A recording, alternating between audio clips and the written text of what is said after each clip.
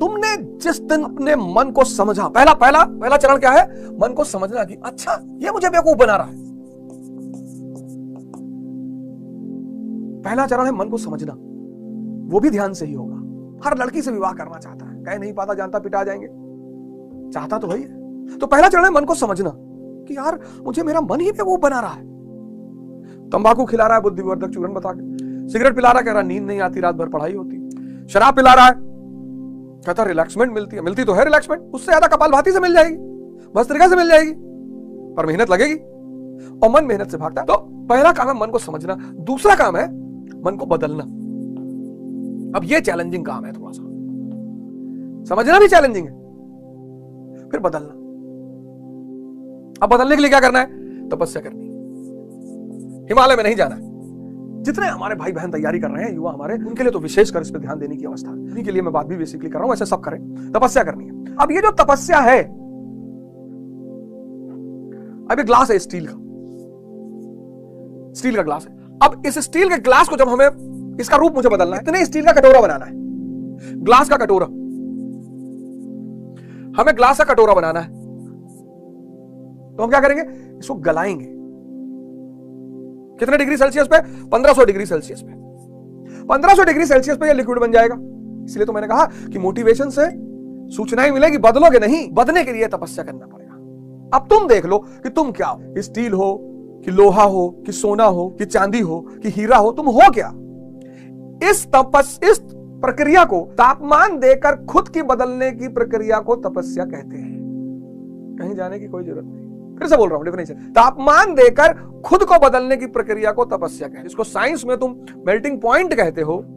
ठंडक चल रही है, अब ये मन बदतमीजी करेगा, कहेगा रजाई ओढ़ के पढ़ो। रजाई ओढ़ के पढ़ोगे नींद आ जाएगी, कहेगा रजाई में पैर डाल लो। क्यों डाल रहे हो? अब रजाई में पैर डाले, पैर हो गया गर्म, उलट गए, तो इसका मतलब सड़क पे खड़े होकर पढ़े ठंडी में, कपड़ा वपड़ा उतार के? नहीं, वो भी नहीं करना, एक्सट्रीम पे नहीं करना है। कष्ट में कुछ तपस्या, कष्ट का बात, इसीलिए तो लोग भाग रहे हैं आज। पूछी बात कह रहा, कष्ट क्यों कर रहे हो? कैब चाहिए, ऊबर बुला लो तुम्हारे घर पे, और शाही ऊबर चाहिए। पहले धर्मशाले बने होते थे, धर्मशाले में चद्दर उद्दर होता था। आज तुम धर्मशाला और होटल में फर्क देखो। धर्मशाला, किसी धर्मशाला में रुक के देखो, और आज होटल इंडस्ट्री में रुक के देखो, जितना ज्यादा पैसा।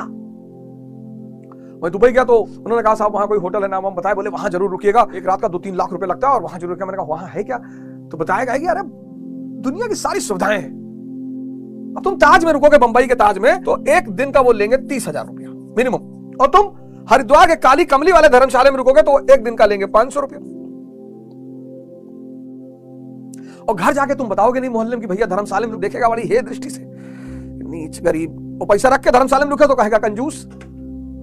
और जब बताओगे ताज में थे और ये और वो सिनेरियो फलाना, उस समंदर दिखाई पड़ रहा था, परियां निकल रही थी उसमें से, मुझे टाटा कर रही थी, अरे भैया यहां क्या है? कष्ट है। इसलिए आज आश्रम से सब लोग भागना चाहते हैं। इसलिए एक सीरीज बनी आश्रम के नाम। किसी ने उसका विरोध नहीं किया, किसी ने उसका विरोध नहीं किया। यह हमारे देश की संस्कृति का एक बहुत बड़ा आश्रम, जहां आत्मा के स्तर पर श्रम करना सिखाया जाता हो, वो है आश्रम। यहां होटल, जहां निकम्मा बनाना, आप जाएं रहे वो सब अलग बात है। आप होटल में रह के भी तपस्या कर सकते, कोई बड़ी बात नहीं, बस आप होश में तो रहें। शुरुआत के 6 महीने आपको ये सब खेल समझना होगा। इसका कुछ लोग क्या करते हैं ना, एक्सट्रीम पे चले जाते हैं कि आज के बाद होटल में नहीं रुकना। ऐसा नहीं है, होश में रहो ना, देख के रहो, समझ के रहो। पैसा, आज क्यों लोग पैसा कमाना चाहते हैं? सुविधा के लिए। 30,000 के होटल में रहोगे, वहां जैसे एंटर करो, गुड मॉर्निंग सर, ये वो फलाना। जब यूपीएसआरटीसी के बस में बैठते हो, कंडक्टर पेन यहां लगा रहता, हाँ टिकट बनवाए, और या खड़े होके चल रहे हो, पकड़े हो बस, गोंडा फैजाबाद 3 घंटा खड़े हो, घुटने में दर्द होने लगा, उसमें से बदल वाला खैनी बना दिया, 3 बार छींक दिए। लेकिन जब हवाई जहाज में बैठते हो, पैसा लिया है तुमसे, और भी बिजनेस क्लास में बैठे, बिजनेस क्लास में पर्दा लगा हुआ है, इकोनॉमी क्लास और बिजनेस क्लास के बीच में पर्दा लगा है, पर्दा। और जैसे ही बिजनेस क्लास का यात्री बैठता है, तुरंत जूस, ये वो, मीनू, नैपकिन। तो जो लोग इकोनॉमी क्लास में बैठ के, उनको गरीबी का एहसास होता है कि यार बताओ यार। और सुनो, एयर इंडिया ने अपने इकोनॉमी क्लास और बिजनेस क्लास के बीच में, इकोनॉमी क्लास में लिख रखा है, washroom is at the rear, आगे मत जाना, राजाओं के लिए है। ये कैपिटलिज्म का काम है, तुमको उत्तेजित करना, कि यार एक दिन बिजनेस क्लास में बैठ के चलेंगे, कोई जरूरत नहीं। हाँ बैठो वो अलग बात बैठो वो अलग बात है, उत्तेजित मत हो। आश्रम, यहां तुमको कष्ट सहना ही पड़ेगा, ये तापमान देना ही पड़ेगा। अमित यादव, किशन सिंह, शिवम सिंह आश्रम में सब मेरे साथी हैं, गुरु भाई हैं हमारे, छोटे हैं हमसे सब बहुत उम्र में। आशुतोष ये सब आश्रम में रह के नहीं समझ पा रहे। हम जाते हैं बड़ा सब ख्याल रखते हैं। अमित है, आलोक है, आशुतोष है, शिवम है, किशन है, किशन का फोन आता रहता है। तुम सब स्वर्ग में रहकर स्वर्ग को नहीं समझ पा रहे हो। तभी तो अमिताभ बच्चन कहते हैं कष्ट में भी कुछ, दर्द में भी कुछ बात है। यही बात है, दर्द बदलेगा आपको। तो आप क्या करिए, जितने भी स्टूडेंट हैं जिनको अपने आप को बदलना है, वो तपस्या शुरू करिए। खड़े होकर पढ़िए, मत बैठिए। ठंडक चल रही है, टोपा मोजा सब पहन लीजिए। ऐसा ना हो ठंडक लग जाए, पता लगा 15 दिन हॉस्पिटल में पड़े हो, हमारा बाप माता रहे और गाली दे हमको कि यार मास्टरवा जो है उल्टी सीधी बात बताता रहे। खड़े होकर पढ़िए, जूता पहन लीजिए, मोजा पहन लीजिए, कैप लगा लीजिए, मफलर बांध लीजिए, खड़े होकर पढ़िए। नींद आने की संभावना है, ठंडी भी खा जा रही। खड़े होकर पढ़िए। सबसे बड़ी तपस्या का आधार जो है वो है भोजन। ठीक है, आप जिस तरह का भोजन करते हैं, वेजिटेरियन नॉन वेजिटेरियन जो भी करते हैं आप करिए, वो तो प्रभु की इच्छा, वो जिस दिन मूड में आ जाएगा आपसे छुड़वा लेगा, वो सब कोई दिक्कत नहीं, आप करिए अपना भोजन। लेकिन भोजन और मन का बड़ा गहरा संबंध है। अब 4 ग्लास दूध पी लिए, 20 ब्रेड, मक्खन, 8 केला, और सुबह सुबह क्लास में आके बैठे जमाई ले रहे, मन करता पूरा मार्कर ले आके मुंह में डाल दे। अब जब तुम पढ़ रहे हो, पढ़ते वक्त की बात कर रहा हूं, 5 बजे उठो, कोशिश करो कि 5 AM पे उठ जाओ, रात में जल्दी सो जाओ। 9 से 12 तक का जो समय है वो सोने का समय है, निशाचर वाला समय। सो जाओ, नियम बनाओ। नकुल को पकड़ो, द्रौपदी का एक पति नियम है, नकुल नियम नहीं बन पा रहा। अरे तो काय सपना देख रहे हो? वैसे तो रिक्शा वाला भी सपना देखता है पर कहता नहीं है। जब 3 बाइक चली आती तब खड़ा हो कहता है कि मैं नरेंद्र मोदी। तो सपना तो उसके पास भी है, शक्ति नहीं है ना। नियम बनाना ही पड़ेगा, सत्संग करना ही पड़ेगा। 5 बजे उठो, और 5 बजे उठने के बाद तुम 6 बजे तक अपना ध्यान योग करके, योग वगैरह करके तैयार हो जाओ, और 6 से 10 एक लॉट पढ़ो तुम। ये 6 से 10 जब तुम पढ़ रहे हो तो कोशिश करो कि एक रोटी, सरसों का तेल गांव से अगर मिल जाए तो हल्का सा नमक, और एक रोटी दबा के और बैठ के पढ़ो। क्योंकि खाली पेट में, जब खाली पेट है तो मन कहीं भागेगा नहीं। बहुत बड़ा सूत्र बताने जा रहा हूं। खाली पेट में मन कहीं नहीं भागता। तभी तो वो कहावत बनी थी कि भूखे पेट भजन नहीं होता, भूखे पेट ही भजन होता है। मन भाग ही नहीं सकता। बहुत सारे मित्र हमारे पूछते हैं कि मन सर, मन को नियंत्रण कैसे करें? खाने को पकड़ लो। अब ये बहुत बड़ा खेल समझना। जैसे तुम्हारा खाली पेट, ये सूत्र पकड़ना, खाली पेट मन कहीं नहीं भागता। ये सबके लिए है, जो लोग ध्यान कर रहे हैं उनके लिए भी है, जो पढ़ाई कर रहे हैं सबके लिए। खाली सूत्र को पकड़ लिए, खाली पेट मन कहीं नहीं भागता। अब एक आदमी है राम, एक आदमी है श्याम। अब राम ने क्या किया कि 15 पराठा खा लिया सुबह सुबह, पेट भर गया, पेट भर गया, मन मस्त है, पेट भर गया और मन मस्त। बड़ी वाली बुआ, छोटी वाली मौसियाओं, फलाना भाग रहा है और तुम किताब लिए बैठे हो, जा ही नहीं रहा। और जब तक मन में विचार चलते रहेंगे, तुम किताब पढ़ोगे, कुछ अंदर सेव नहीं होगा। आज बहुसंख्यक छात्र इससे परेशान है। अब शाम ने क्या किया, सुबह उठा, एक रोटी खा ली, चलो पेट खाली है, पेट खाली है तो मन भी खाली।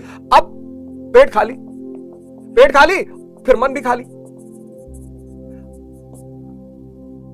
कितना बढ़िया अवसर है मन को भरने का, बाहर की चीजों से, ज्योग्राफी से, साइंस से, इकोनॉमी से। काकचेष्टा बको ध्यानम अल्पाहारी स्वानिद्रा, यही तो विद्यार्थी के लक्षण बताए गए। पाखंड को छोड़ दो, धर्म को पकड़ लो। पाखंड को छोड़ दो, धर्म को पकड़ लो। धर्म को मत छोड़ो, धर्म को छोड़ोगे तो इतनी बुरी स्थिति हो जाएगी, इतनी बुरी। पाखंड को छोड़ दो। तो मन को समझना है, मन को बदलना है। मन को बदलने के लिए क्या करना है? तपस्या करनी है। और यह है तपस्या का सिद्धांत। कष्ट उठाना है 6 महीने। 6 महीने अगर उठा लोगे, 6 महीने अगर तुमने तपस्या कर ली, 6 मंथ्स, तो ये जितनी भी कंपटीशन है ये सब तुम्हारे कब्जे में आ जाए। सब कोई बताया नहीं होगा आज तक। बाकी कहीं पढ़ो, दिल्ली पढ़ो, लंदन पढ़ो, कलकत्ता पढ़ो, न्यूयॉर्क, कुछ फायदा ही नहीं है। आंतरिक परिवर्तन बाहरी उपलब्धि दिलाएगा। 6 मंथ, 1 ईयर कर लिए, अरे तो एक बहुत ही जबरदस्त व्यक्तित्व हो जाएगा तुम्हारा। कुछ भी करो। 5 साल कर लिए, तब तो भारत के प्रधानमंत्री मोदी जी उसका सबसे बड़ा एग्जांपल है। वो कौन सा हार्वर्ड और येल से पढ़े हुए हैं, किसी ने उनको यह सूत्र बता दिया, कहते हैं, पता नहीं, मेरी तो कभी मुलाकात नहीं हुई, ना मेरी बातचीत है, और मैं मिलना भी नहीं चाहता। मैं कौन सा ठेकेदार बिजनेसमैन हूं कि मुझे ठेका लेना है। भारत के प्रधानमंत्री इतने बिजी आदमी है, उनसे क्या करेंगे मिलके। मैं तो गुरु महाराज से मिलना चाहता हूं, अग्रानंद महाराज जी से। संत महात्मा कहीं भी, तो कोयम्बटूर गया आश्रम में, वहां रहा 1 हफ्ते, सदगुरु जी के आश्रम में बड़ा आनंद आया। पंडित रविशंकर जी का एक प्रोग्राम था एक बार इलाहाबाद में, वहां गया। आशुतोष महाराज जी तो सीधे तौर पे उनसे जुड़ा ही हुआ हूं। कहता है ना रंचो 3 इडियट में कि जहां जहां गंगा बह रही है पानी पी लो। तो 5 साल कर लिया प्रधानमंत्री मोदी जी, उससे बड़ा एग्जाम्पल कोई है ही नहीं। बताओ किस स्कूल से पढ़े हैं, किस कॉलेज से पढ़े, कोई बात नहीं। राजा समझदार होना चाहिए। पढ़ाई क्या मतलब है, एक से एक पढ़े लिखे लोग, बड़ा प्रश्न उठता है मोदी जी की पढ़ाई पर। आज मैं इस बात को स्पष्ट कर दूं कि शिक्षा राजा लेकर क्या करेगा। इतने सारे अधिकारी पढ़े लिखे उसके साथ है। किसी ने राजा से पूछ लिया इंग्लैंड की राजधानी, किसी आईएएस को बुलाया, जरा बताओ इनको, और किस लिए रखा है बताओ इनको, जरा दुबई जरा ये बताओ इंग्लैंड की राजधानी इसको। राजा की सबसे बड़ी चीज जो है वो है समझदारी। नहीं भी है, हालांकि एमए पॉलिटिकल साइंस उन्होंने कर ही रखा, लेकिन अगर नहीं भी है तो कोई फर्क नहीं पड़ता, कोई फर्क नहीं पड़ता। राजा की शिक्षा और दीक्षा से कोई फर्क नहीं। लेकिन राजा तपाया उन्होंने, गलाया अपने आप को। एक से एक लोग एमएससी फिजिक्स सिगरेट की दुकान के सामने खड़े होकर सिगरेट पी रहे हैं, और चर्चा किस पे कर रहे हैं, रैशनलिज्म पे। इमैनुअल कांट ऐसा बोलता है, जर्मनी और डेविड ह्यूम और डेकार्ट्स और स्पिनोजा और Leibniz, Shankar bloody I don't talk about Indian philosophers. लो मोदी जी तो नहीं पीते क्योंकि ध्यान ही है ना, जरूरत ही नहीं है। शराब नहीं पीते। आया था बिडैन बेचारा, जूस का गिलास लिए खड़े होते तो उसने बताया कि अगर आपके हाथ में लिकर नहीं है तो हाथ चेंज के उसको हंसने लगे कि यार ये सब क्या समझा रहे हो फालतू का नियम हमको कि जूस के साथ में पकड़ने चाहिए, साथ में मेरी मर्जी में मैं किसी हाथ में पकड़ूं, मैं भारत का प्रधानमंत्री हूं। सही किया, उस पर ट्रोल किया उनको कि मोदी जी फालतू में हंस रहे थे। अच्छा हंस रहे थे कि तुम बिडैन, तुम राष्ट्रपति के सिवा कुछ नहीं बन सकते जीवन में, और मैं भगवान बनने के रास्ते पर हूं। और एक बार व्यक्ति भगवान बनने के रास्ते पर, उसके लिए कौन सा नियम। ये देखो 5 साल, और अगर 14 साल कर लिए तो भगवान। अब तुम डिसाइड कर लो कि कितने साल कष्ट झेलने हैं तुम्हें। कुछ लोग कहते हैं ना भैया हमारी पूरी जिंदगी कष्ट में बीत गई, क्योंकि तुम अध्यानी हो। जिंदगी नचाएगी तो है ही है, जिंदगी नचाएगी तो है ही है, उसका काम है नचाना। लेकिन अगर होश में तुमने खुद ही नाच लिया तब तुम नचवाओगे लोगों को। मैं बार बार रिक्शे वाले का एग्जांपल लेता हूं। तो रिक्शा वाला देखो कितना श्रम कर रहा है, कितना नाच रहा है, पर होश में नहीं। अगर वो होश में रिक्शा चलाना, ध्यान में रिक्शा चलाना शुरू कर दे, 2 साल 3 साल मैक्सिमम 4 साल 5 साल बाद पूंजीपति हो जाएगा वो। लेकिन वो तो कह रहा भैया सब यहाँ लिखा है तकदीर में, माथे में सब लिखा है। माथा है कि लेटर पैड है? यही तो विवेकानंद कहते हैं कि मनुष्य के हाथ में उसका भाग्य है। अगर उसे तपस्या का सिद्धांत समझ में आ गया, कष्ट देना शुरू कर देगा। जैसे ही कष्ट देगा वैसे ही परिवर्तन शुरू हो जाएगा। जैसे ही ताप देगा टेम्परेचर, वैसे ही गलना शुरू हो जाएगा। और जैसे ही तुम गलना शुरू करोगे चमकने लगोगे। यही तो सूरज है, यही तो सूर्य है। तापमान है उसके अंदर। चंद्रमा मामा है। किसी ने कहा, किसी स्त्री ने कहा कि चंद्रमा हमारा देवर है, मामा है, शक्ति विहीन, दूसरे की रोशनी में चमक रहा है, इसलिए मामा है। फोटोसिंथेसिस नहीं कर सकता, चमक है, लेकिन फोटोसिंथेसिस, प्रकाश संश्लेषण, ये जो भोजन करते हो ना, ये सूर्य की वजह से करते हो। किसी की औकात है सूर्य से निगाह मिला ले, अखियां चली जाएगी। यहां लोग कभी रात भर बैठ के देखे, कोई कह रहा रोटी है, कोई कह रहा मेरी प्रेयसी का चेहरा है। सब दुखियारी लोग चंद्रमा को पकड़े हुए हैं। कोई नहीं कह रहा सूर्य सी महबूबा हो मेरी, ऐसा मैंने सोचा था। कह रहे हैं चंद्रमा सी मरी हुई महबूबा। सूर्य भगवान पिता, शक्ति, पूरे संसार, पूरे दुनिया का ऊर्जा स्रोत। अभी जाओ देखो खेतों में हरा हरा बाली लगी होगी, किसकी? गेहूं की हरी बाली। अभी जब सूर्य की किरणें पाएंगी तब प्रकाश संश्लेषण होगा, फोटोसिंथेसिस, क्लोरोफिल है ना उसमें। फिर ये हरी हरी बालियां गेहूं की पीली हो जाएंगी। तभी तो गाना बना था, मेरे देश की धरती सोना उगले उगले हीरे मोती। सोना यानी गेहूं और चावल, मोती यानी कपास, हीरा मतलब गन्ना। उसको जब पेरा जाता है तो शीरा निकलता है, शीरे से शराब बनती है। ऐसे गन्ने हीरे को जब तराशा जाता है तो उसकी कीमत बढ़ती है। पहले गाने ऐसे लिखे जाते थे, सूफी संत लिखते थे गाने, मेरे देश की धरती सोना उगले। ये क्या है? एग्रीकल्चर, कृषि नीति है भारत की। पहले गाना बनता था कि मेरा जूता है जापानी, ये पतलून इंग्लिशतानी, सर पे लाल टोपी, फिर भी दिल है हिंदुस्तानी। ये गाना नहीं है, ये भारत की फॉरेन पॉलिसी है, विदेश नीति है। टेक्नोलॉजी कहां से लाओगे? जापान से। जूता है जापानी, पतलून, इज्जत कौन बचा रहा है? ब्रिटेन धन दे रहा है। मेरा जूता है जापानी, ये पतलून इंग्लिशतानी, सर पे लाल टोपी रूसी। फॉरेन रिजर्व खत्म हो चुका है, ऊर्जा तुमको रूस दे रहा है, कुछ भी भारत का नहीं है दिल छोड़कर। ये विदेश नीति थी भारत की। अब तो गाने भगवान कहा बताएं। खैर, जलोगे तो चमकोगे, और कोई नियम नहीं है, और कोई नियम ही नहीं है, और कोई नियम ही नहीं है ही नहीं, है ही नहीं, है ही नहीं। जलोगे तो चमकोगे। देख लो, ये भी चमक रहा है दूसरे की रोशनी से। ये स्टार है, ये सैटेलाइट है, इसको स्टार नहीं कहते। जय हिंद, जय भारत।